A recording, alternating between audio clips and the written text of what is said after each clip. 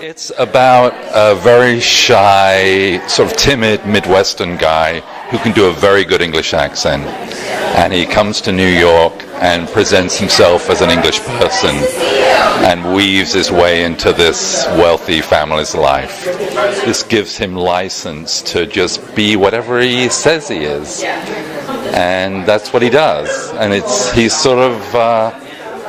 he's much more uninhibited as an English person than he was with his own accent, but he behaves atrociously. I do a play maybe every year or 2 years, but the last one that I did was Waiting for Godot in No Man's Land, which was about 3 years ago, and that was kind of tiring. So after that, I was like, you know what, I'm going to give it a little bit of a break now.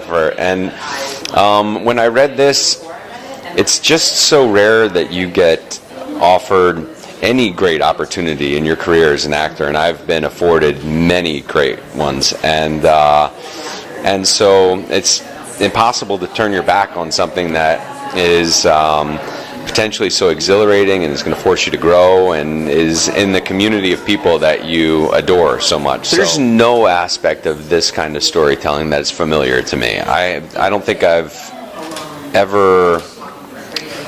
I know I've never done a one-man show. I feel confident about that. But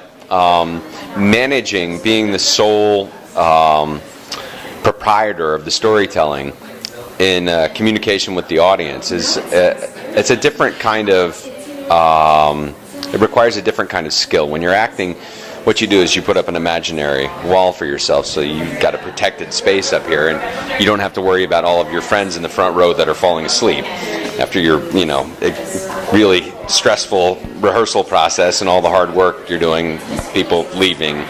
But when you're speaking to the audience, you're aware of how they're responding to the story and the material, and it takes a different kind of nerve to be able to manage that. Well, I have worked with David Cale on a number of his projects over the last couple of years. I'm a huge fan. I've been a huge fan of his. He is just a treasure of the downtown theater scene. I have loved him and worshipped him, and he and I have worked on a couple different projects together, and I got a call from the Vineyard saying that they were producing this play as a co-production with Audible, and that they were really excited about producing it, and was I interested? And of course I jumped at the opportunity, and it's just dreamy that Billy also agreed to sign up. I mean, it's an extraordinary gift, I think, the solo show, because you get to come in and sit down and be so intimately connected with the performer, and so in this situation to have that performer be the great Billy Crudup, it is extraordinary. So